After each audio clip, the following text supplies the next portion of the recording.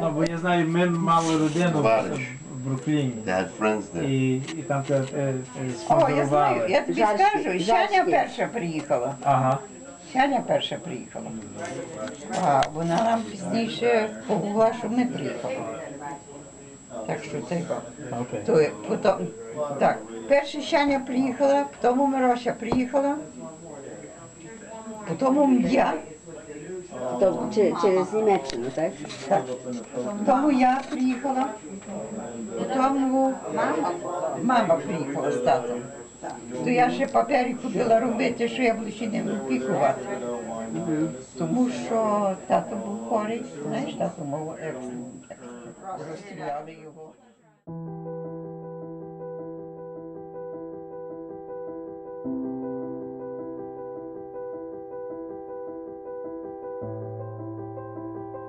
Ukrainian language, culture, and history have always been a part of my family. Some of my generation speak it fluently, and others, well, we try, but remain connected culturally. After the Russian Revolution in 1917, the people of Ukraine united to fight for national liberation from Vladimir Lenin. Ukraine was merged with Russia to become the Soviet Union. Russia needed Ukraine's vast agricultural lands. Ukraine shares the longest border with Russia, and it is the breadbasket of the region. Peasants and their livestock were starved to death.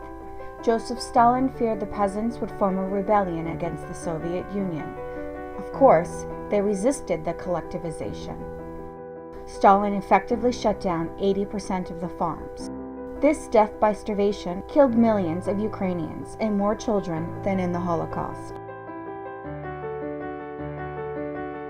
Meet Daria and Roman, my grandparents. My Ukrainian grandparents have a rich and dramatic history from their migration west throughout Europe to escape the atrocities of the Stalin regime.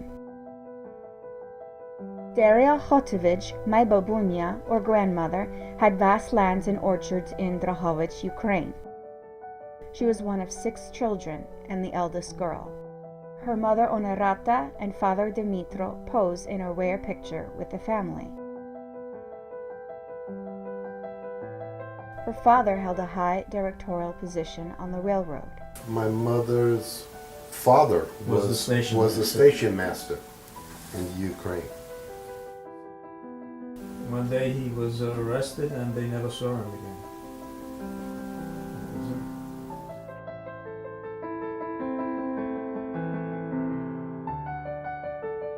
Her father was murdered by the Bolsheviks when my babunya was just 12 years old.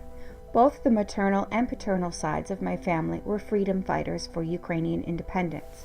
Her brother was in various armies.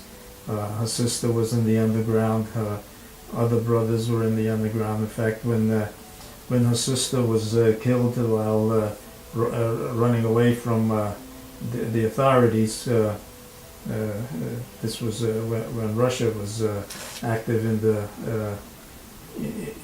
the area, and her body was washed to the wrong side of the river. They couldn't recover it. They identified her, and then her 2 brothers were sent to Siberia.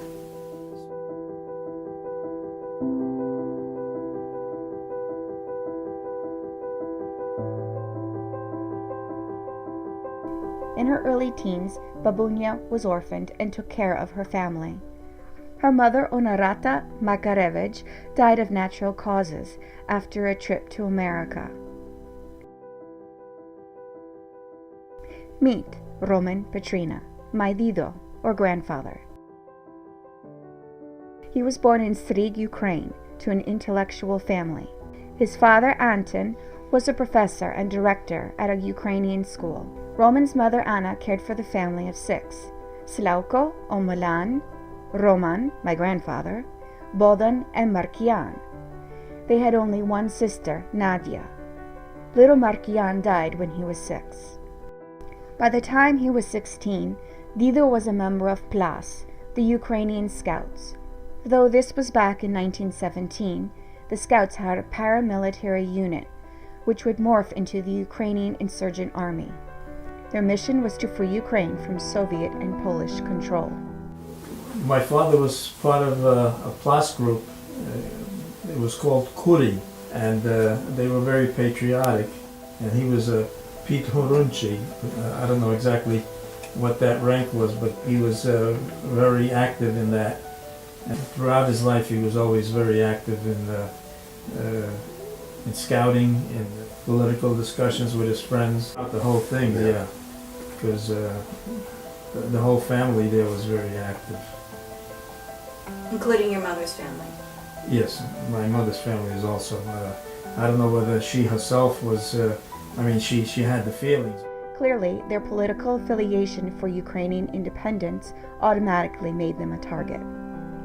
My grandfather had studied law in Ukraine and spoke several languages. In high school, as a language, I had Latin. And my father charmed the pants off my teacher. And with his persuasion, I ended up passing the course. He used to sit at home and teach me declensions and stuff. Portos, portas, porta, portamos, portatis, etc. And when he saw my teacher, my language teacher, he spoke to him in Latin. And my teacher was impressed, to say the least. So they spoke in Latin, and I passed. He spoke Latin to begin with, and then he spoke English, he spoke Ukrainian, he spoke Polish, he spoke German, a little bit of Greek, a little bit of Spanish once he got to the U.S. and was working in the Wall of Astoria. So he was like multilingual, Russian, you name it. If he spent enough time there, he would learn at least the basics. But Roman's true passion was dancing. Daria and Roman met when she enrolled in his dance class in Ukraine. My father was a dance instructor Teaching in dance. Ukraine, teaching, going from town to town. And she was one of his pupils, and I guess romance took over. They married on August 5th, 1939. Babunia was just shy of 28, and Dido was 38. They soon left for Krakow. Yuki territories were placed under Nazi and Soviet rule, but going to Poland was a better alternative than staying in Ukraine. In Krakow, my Teto Orisha and my Wojtko Bodan were born. To supplement income, Roman made plum vodka, which he sold to soldiers. Uncle Bodan remembers as a young child his mother taking him and Teta out to the forest, waiting out the bombings. They huddled in her arms in the cold for hours. Life was not easy. The war was pushing west. The Soviets and Nazis had been controlling Poland for years. After World War II ended, DP camps were set up for Polish refugees in Germany by the Americans. As refugees, Daria and Roman took their 2 children there. Most refugees were housed in the American barrack camps. Roman and Daria were a small percentage of displaced persons that managed to live off camps. In 1947, my tatu, my father, Roman, was born in Makatil, a small village in Bavaria, Germany.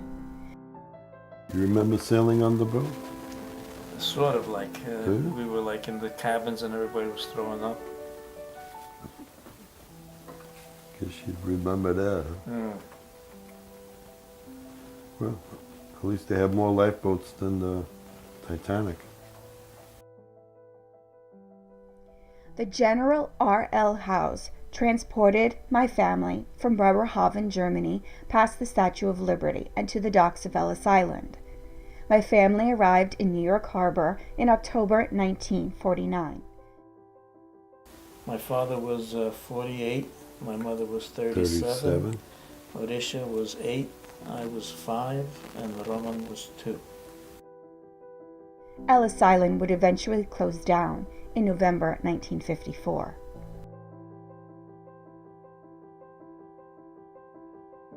With great fortune, Daria's mother, Onarata, had a sister who married into a Polish family and had already migrated to Brooklyn, New York. They sponsored my grandparents and their 3 children. Daria's brother Eugene was already living in New York. Not speaking English, my grandparents had to rebuild their lives Take once the again. summers into Manhattan where she was a cleaning lady. She worked for all kinds of families. She worked only for us. Offices. Offices. She would clean She would offices in Manhattan. We had a cousin who worked as a secretary for an electrical contractor in Brooklyn, and on the weekends she got to go over to his office and clean. Clean the offices there. Yeah. You know, on occasion we would go and help.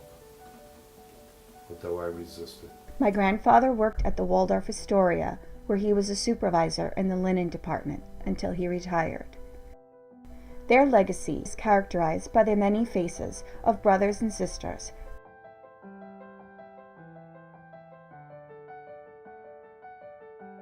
cousins, 8 grandchildren, and 3 great-grandchildren that they never knew. And all of us are proud Ukrainians.